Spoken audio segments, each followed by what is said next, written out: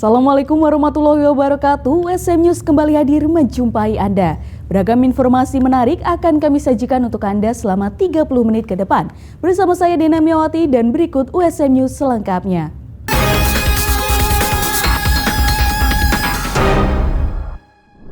Menjadi wadah untuk menghasilkan pemimpin-pemimpin baru, Organisasi Mahasiswa Fakultas Teknologi Informasi dan Komunikasi USM menggelar Leadership Camp beberapa waktu lalu.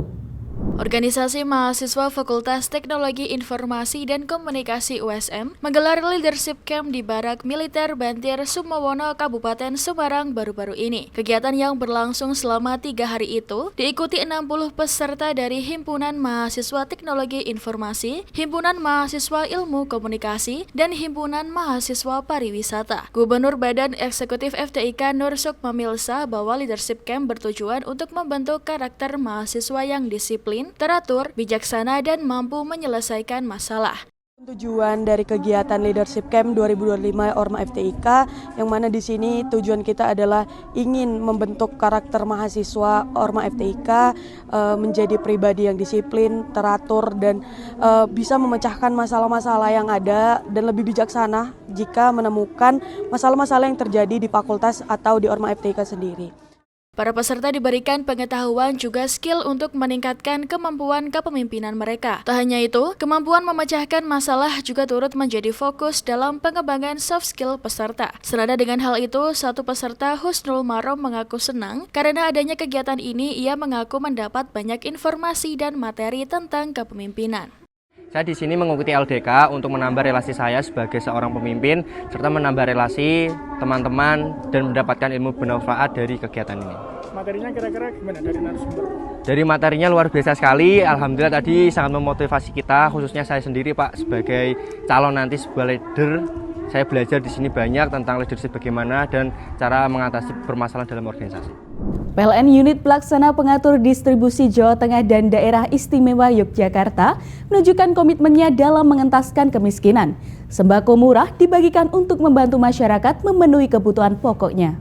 Menyambut bulan suci Ramadan, PT PLN Persero Unit Pelaksana Pengatur Distribusi Jawa Tengah dan DI Yogyakarta bersama dengan Yayasan Baitul Mal PLN menggelar kegiatan sembako murah yang berlangsung di Pondok Pesantren Islam Baitul Salam 23 Februari lalu. Kegiatan yang bekerja sama dengan YBM PLN ini menjadi langkah PLN untuk membantu masyarakat yang kurang mampu dalam memenuhi kebutuhan pokok selama bulan Ramadan. Hal itu diwujudkan melalui 300 paket sembako murah. Manajer PLN UP2D Jateng dan DIY Munawir Hakim menyatakan bahwa kegiatan sembako murah menjadi sarana membantu masyarakat dalam memenuhi kebutuhan pokok. Senada dengan hal itu, perwakilan YBM PLN Moh Yusuf Habibi menegaskan bahwa PLN terus berkomitmen mendukung upaya pengentasan kemiskinan. Kegiatan sembako murah ini tidak hanya bertujuan untuk memudahkan masyarakat dalam memenuhi kebutuhan pokok selama bulan Ramadan, tetapi juga sebagai wujud kepedulian terhadap mereka yang terdampak kondisi ekonomi yang kurang mampu dengan memberikan akses sembako berkualitas dengan harga yang terjangkau. YBM PLN berharap dapat meringankan beban hidup keluarga kurang mampu agar mereka dapat menjalani ibadah puasa dengan lebih hikmat.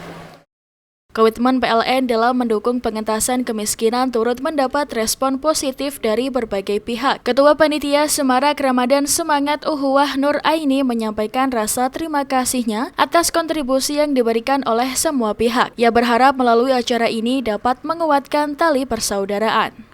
Alhamdulillah, ini pertama kali kita bergabung dengan PLN, sangat membantu kami karena ini juga acara kami 1 tahun sekali dan sekarang PLN bergabung bersama kami dan kuota yang kita berikan saat ini adalah tahun ini 300 kuota sembako murah.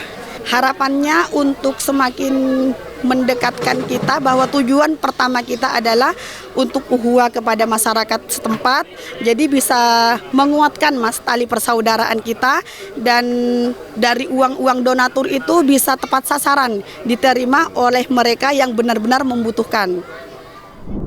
Menyambut bulan suci Ramadan, PLN UP2D Jateng dan DIY menyemarakannya melalui pasar sembako murah.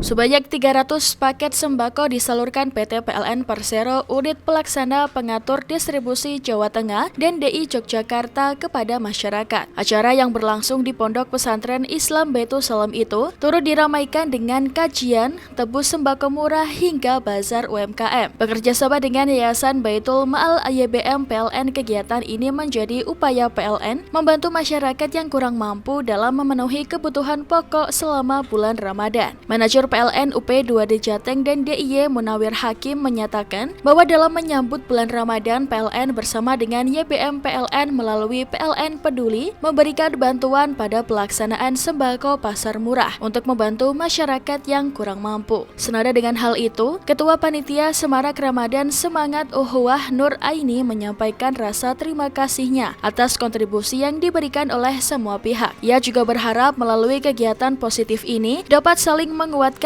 tali persaudaraan. Kegiatan nyekar menjelang bulan Ramadan telah menjadi tradisi tahunan umat Islam. Sama halnya dengan jamaah Majelis Taklim Alhamdulillah yang beramai-ramai untuk melakukan ziarah ke makam para leluhur. Menyambut bulan suci Ramadan, umat muslim biasanya melakukan nyekar ke makam para leluhur untuk mendoakan para leluhur agar diberikan tempat terbaik di sisi Allah Subhanahu wa taala. Begitu juga yang dilakukan oleh jamaah Majelis Taklim Alhamdulillah di bawah pimpinan Dr. Kyai Haji M. In Amuzahidin MA melakukan ziarah ke makam pendiri Pondok Pesantren Nurul Hidayah Kyai Haji Masudi Asyari, makam Kyai Haji Soleh Darat, dan dilanjutkan ke beberapa makam waliullah di Magelang. Ini kami mengadakan ziarah akhir tahun menjelang bulan Ramadan, satu dalam rangka ngalap berkah kepada para waliullah, yang kedua sebagaimana orang Jawa ini adalah bulan ruah di mana kita selalu mengirim doa kepada arwah-arwah yang sudah sumare, termasuk keluarga kita semuanya. Terus yang ketiga, ini adalah rangkaian dari penutupan pengajian rutin di majelis kami Senin malam, Selasa maupun Selasa sore, termasuk pengajian kopi soda juga ini kita tutup besok Senin malam Selasa. Nah, rangkaian sebelum penutupan ada acara ziarah bersama di Waliullah Kota Magelang. Membibit relawan yang berkompeten, Korps Sukarela Markas PMI Kota Semarang menggelar rekrutmen yang dibekali ilmu serta dilatih untuk menjadi relawan terampil.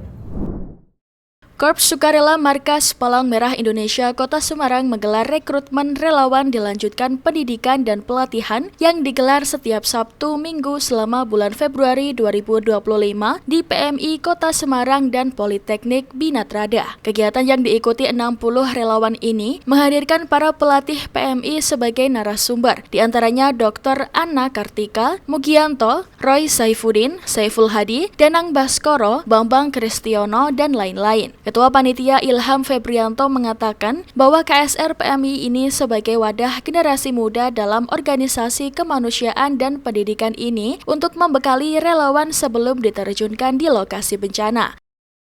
Untuk pelaksanaannya itu Sabtu dan Minggu dilaksanakan di bulan Februari. Namun ada tahapan selanjutnya setelah pelaksanaan besar ini, yaitu mengikuti simulasi dan pendidikan lapangan. Berikut untuk jumlah peserta yang diikuti ada 67 peserta, dan kemudian untuk tujuannya yaitu sebagai wadah relawan untuk generasi muda yang peduli sesama, yang pada intinya untuk kemanusiaan dan pertolongan pertama. Dalam pelatihan itu, para relawan turut dibekali berbagai materi. Tak hanya teori, para peserta turut dibekali skill praktek untuk melakukan pertolongan pertama. Nantinya para relawan akan mengikuti pendidikan lapangan hingga akhirnya siap untuk diterjunkan di berbagai tempat yang mengalami situasi kebencanaan.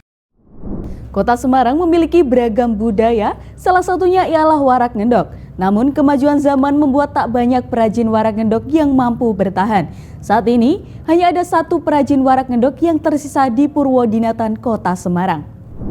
Kelurahan Purwodinatan, Kecamatan Semarang Tengah, Kota Semarang pernah menjadi sentra pembuatan kerajinan warak ngendok. Namun, seiring berjalannya waktu, satu persatu perajin warak ngendok berguguran karena kerajinan itu sudah tak populer. Hanya ada satu orang perajin warak ngendok yang masih bertahan, ia adalah Arif Rahman. Arif adalah generasi kedua yang telah bertahan puluhan tahun menjadi pengrajin warak ngendok sejak tahun 1990-an. Namun, sejak tahun 2020, pesanan yang Arif terima terus mengalami penurunan. Tahun ini ia bahkan hanya menerima 15 pesanan. Meski begitu, Arif berjanji akan terus bertahan melestarikan warak ngendok walau tiap tahunnya mengalami penurunan pesanan.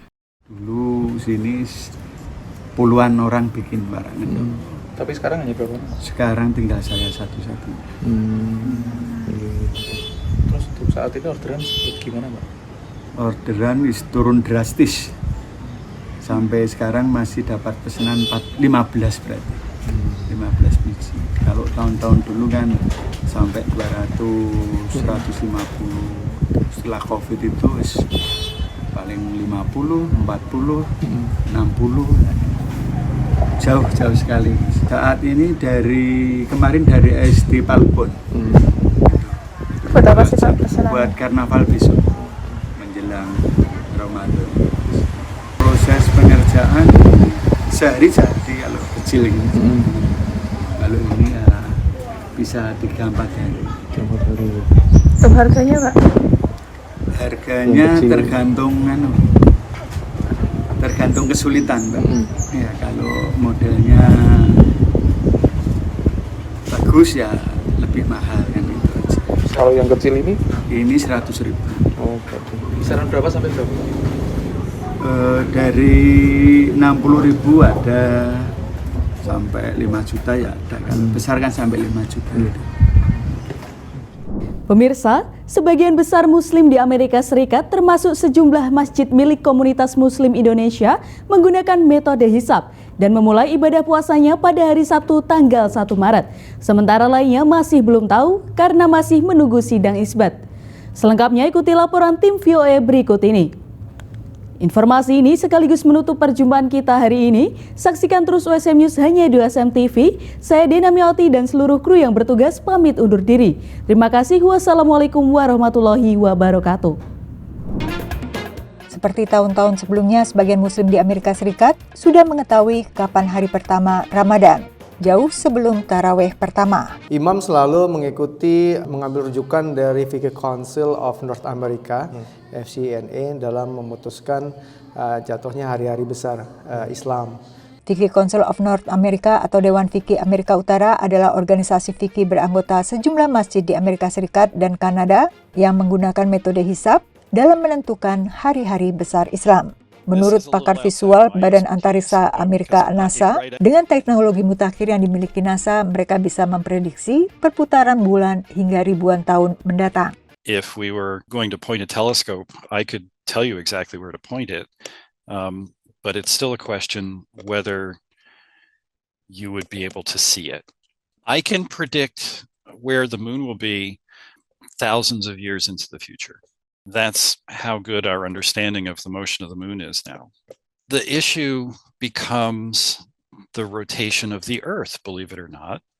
The Earth's rotation is not exactly the same every day. And over long periods of time, it's actually slowing down.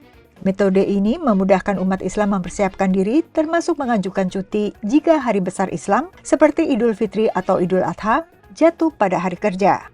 Namun tidak semua masjid di Amerika Serikat menentukan hari pertama Ramadannya dengan menggunakan metode hisab. Ada yang menggunakan patokan ruqyah, yakni melihat hilal dengan mata telanjang, sehingga mereka belum bisa memastikan kapan tepatnya tanggal 1 Ramadan hingga ada keputusan hasil sidang isbat dari induk organisasi atau afiliasinya baik di tingkat nasional maupun lokal. seperti Masjid Istiqlal di Sugar Land, Texas. So since we have such a large Muslim community, there's already an organization called ISGH, the Islamic Society of Greater Houston. So that encompasses the entire Houston area, and they usually have their like imams and sheikhs already ready to watch the moon.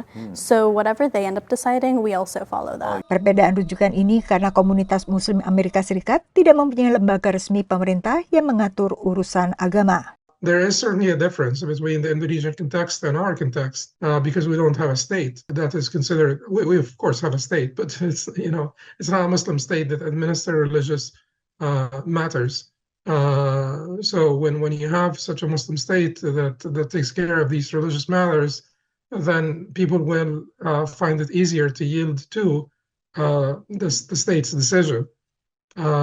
Here, there is no particular entity that would comfortably say we represent the Muslims. Perbedaan dalam penentuan hari Ramadan Amerika menurut ahli fikih bukan isu mendasar yang bisa membatalkan ibadah. I believe it's an excusable disagreement, meaning that we can disagree and